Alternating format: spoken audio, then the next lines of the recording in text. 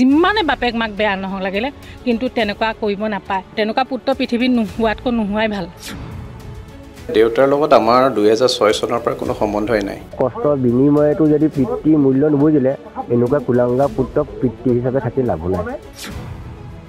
ল'ৰা ছোৱালী জন্ম দিয়ে এনেকুৱা ল'ৰা ছোৱালী মই দেখা নাই দেই, কিন্তু অন্তিম সময়ত তেখেতে যিমানে বেয়া নহওক লাগে, যিমানে বাপেক মাক বেয়া নহওক লাগিলে কিন্তু তেনেকুৱা কৰিব নাপায়। ল'ৰা ছোৱালী জন্ম দিয়ে এনেকুৱা ল'ৰা ছোৱালী মই দেখা নাই দেই। আমিও ইমান বহুত আমি শুশ্ৰূষা কৰিছোঁ, আমাৰ শহুৰ শাহুক হগা মোটা ধুৱাই মেলি আমি ইমান প্ৰতিপাল কৰি মাৰিলোঁ। এতিয়া শুনি মানে বহুত দুখ লাগিছে। আমি ৰাতিপুৱা মৰ্ণিং ৱাক কৰিবলৈ যাওঁতে মানুহজন তাত বহি থাকে।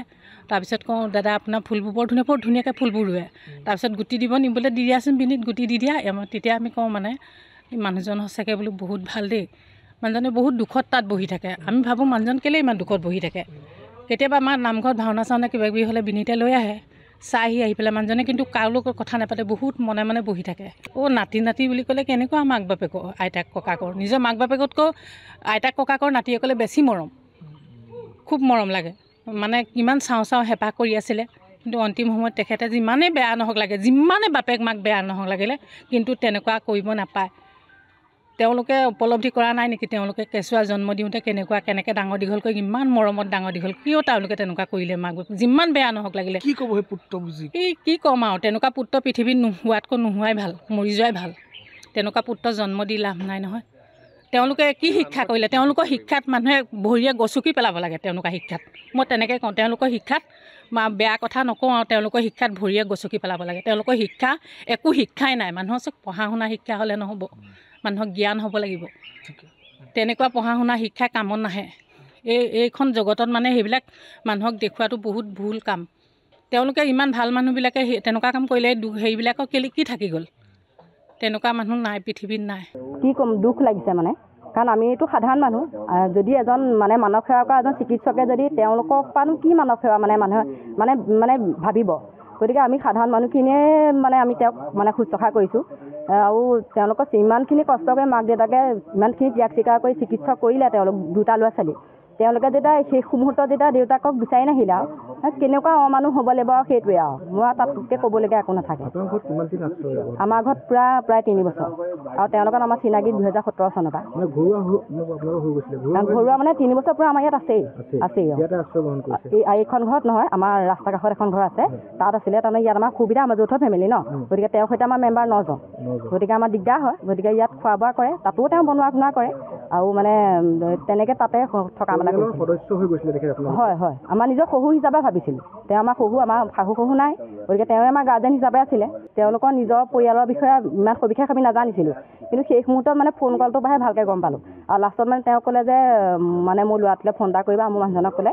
তাৰপৰা ফোন এটা কৰিবা, তেতিয়া তেওঁ মেডিকেলত ভৰ্তি হ'ব নে ফোন কৰিছিলে যে ছাৰ আপোনাৰ দেউতাকক আমি এডমিট কৰিছোঁ যোৰহাট মেডিকেলত। গতিকে তাৰপৰা তেওঁ সুধিলে যে সেই কোনজন ডাক্তৰে পাইছে, তাৰপৰা ডাক্তৰজনৰ নামটো কওকচোন। তাৰপৰা আমাৰ এওঁ ক'লে বোলে ডাক্তৰজনৰ নামটো মই বৰ্তমান জনা নাই, মই তেজৰ ৰিপৰ্ট নিবলৈ আহিছোঁ, গতিকে জানি পেলাই আপোনাক জনাম, কিন্তু আপুনি ছাৰ ফোনটো ধৰিব। কিন্তু তেখেতে ডাক্তৰজন চন্দন কাশ্যপ, কিন্তু ডাক্তৰজনৰ নামটো ক'বলৈ মানে তেওঁ ফোন মানে ৰিচিভ নকৰিলে, ৰেছপণ্ড নকৰিলে। আৰু সেইকাৰণে আমিও তেওঁৰ পৰা কি আশা কৰিম আৰু, এবাৰো খবৰ নোৱা নাই। এই মুহূৰ্তলৈকে এতিয়া মানে 48 ঘণ্টা হ'ল তেওঁ ঢুকুৱা, কিন্তু এই মুহূৰ্তলৈকে তেওঁৰ কোনো খবৰ নাই। সেইখিনি আমিয়ে কৰিম। সেইখিনি আমি 13 দিনত আমাৰ সেইখন ঘৰত আপোনাৰ নাম এষাৰ পাতিম, আৰু ইয়াত মানে ভোজ কৰ্ম কৰিম বুলি ভাবিছোঁ। বৃদ্ধাশ্ৰমৰ লগত জড়িত হৈ মোৰ বেছি চিনাকি। তাৰপিছত আমাৰ বৃদ্ধাশ্ৰমত যিকোনো অনুষ্ঠান পাতে নহয়, অনুষ্ঠান পাতিলে তেওঁক খবৰ দিওঁ, খবৰ দিওঁতে তেওঁ আহে। আৰু তেওঁ সেই সূত্ৰে মানে বৃদ্ধাশ্ৰমলৈ 1.5 লাখ টকা দানো দি থৈ গৈছে, মাটি এবিঘা দাম দি থৈ গৈছে। সেই সূত্ৰে আৰু আমাৰ প্ৰতি আৰু প্ৰতিষ্ঠাতাৰ কাৰণে মোৰ লগত সম্পৰ্কটো বেছি ৰাখে। তাৰপিছত আহি পেলাই আহে, যিকোনো অনুষ্ঠান পাতিলে খবৰ দিওঁ, তেওঁ আহে। আমাৰ ঘৰুৱা কিবা এটা অনুষ্ঠান পাতিলেও তেওঁ আহে। সেইটো কাৰণে তাৰ পৰা বেছি বাঢ়ি গ'ল আৰু মানে আমাৰ সম্পৰ্কটো। তাৰপিছত আমাৰ ঘৰ এটা আছিলে, বোলো আপুনি হেৰি কৰিব, যদি তাতো থাকিবলৈ কেতিয়াবা আমাৰ আশ্ৰমৰ লগত জড়িত হৈ আছে, মোৰ ঘৰটো এনেই আছে, ঘৰতে থাকিব, ময়ো থাকিম, দুইটা, আৰু আশ্ৰমলৈ ওচমো হ'ব। সেই অনুপাতে মানে তেওঁ সেই মোৰ ঘৰটোতে থাকিবলৈ ল'লে আৰু ঘৰটো। আপোনাৰ ঘৰত কিমান দিনৰ পৰা আছে? 22 চনৰ আগষ্ট মাহৰ পৰা আছে। তেখেতে পুত্ৰৰ লগত যোগাযোগ মানে লাষ্টত কৰিছিলে আৰু তাৰ কল লেকত এতিয়া অলৰেডি আছে। কি বুলি ক'লে সুধিছে ক'ত আছে, সুধিছিলে। এতিয়া সেই তাৰপিছত এড্ৰেছটো দিলে, এড্ৰেছটো দিয়াৰ পিছত তাৰপিছতে কোনো যোগাযোগ নাই। তেখেতৰ শৰীৰটো দান দিছে বুলি কোৱা অঁ হয়, ইলোৱা বিজ্ঞান মঞ্চৰ যোগেদিয়ে এই যোৰহাট মেডিকেল কলেজত দান দি থৈ গৈছে। শেষকৃত্য ক'ত সম্পন্ন কৰে? শেষকৃত্য মানে দান দিলে শেষকৃত্য তাতে ইলোৱা বিজ্ঞান মঞ্চৰ মতে তাতে দানটো তাতে দিয়া হ'ল। যোৰহাট মেডিকেল কলেজত যোৰহাট মেডিকেল কলেজ চিকিৎসা আছিল। তেওঁলোক বিষয়টো কিন্তু এটা ল'ৰা ছোৱালী জন্ম দিয়াৰ পৰা কিমান কষ্ট মাক বাপেকেহে জানে। আৰু সি ডাক্তৰ হৈছে যদিও একে ৰাতিৰ ভিতৰতে মাতি ফুটি ডাক্তৰ হৈ উঠা নাই। বহুত কষ্ট মই পঢ়া শুনা কৰাই মেলি পৰিয়ালৰ লগত ডাক্তৰ হৈছে। ইমান কষ্টৰ বিনিময়তো যদি পিতৃ মূল্য নুবুজিলে এনেকুৱা কুলাংগা পুত্ৰ পিতৃ হিচাপে থাকি লাভ নাই। ভৱিষ্যতে এনেকুৱা যাতে নহওক আৰু কুলাংগাবিলাক এনেকুৱাতে আদায় হয় ভাল হ'ব। অনল জ্যোতি বৰদলৈ। অনল বিনীত দত্ত যোৰহাট লুৰ্গীহাটত। আৰু এটা কথা সুধো, তেখেতৰ পুত্ৰৰ লগতে তেখেতৰ জীয়ৰী তেখেতৰ কোনো খবৰ লোৱা নাই বুলি অভিযোগ এটা উঠি আছে। নাই জীয়ৰীৰ নামটো কি? জীয়ৰীৰ নামটো মই নাজানো পিছে দেই, ছোৱালীজনীৰ নামটো। এতিয়া পৰৱৰ্তী কামখিনি আমিয়ে কৰিম। দেউতাকেও কোনো ধৰণৰ মানে জীয়েকৰ কথা নাই নকয়। এনেই ডক্তৰ বুলি কয় আৰু জীয়েকৰ লগৰ কথা ইমান হেৰি নাপাতে। সেই পিতেকৰ লগত সেই সময়ত লাষ্টত মাতিছে আৰু উলিয়াই দিয়া ছোৱালী মানে কোনো গুৰুত্ব নাইকিয়া নিচিনাই হয়তো। তথাপিও মানে দেউতাকে অহা হ'লে ভাল পালেহেঁতেন।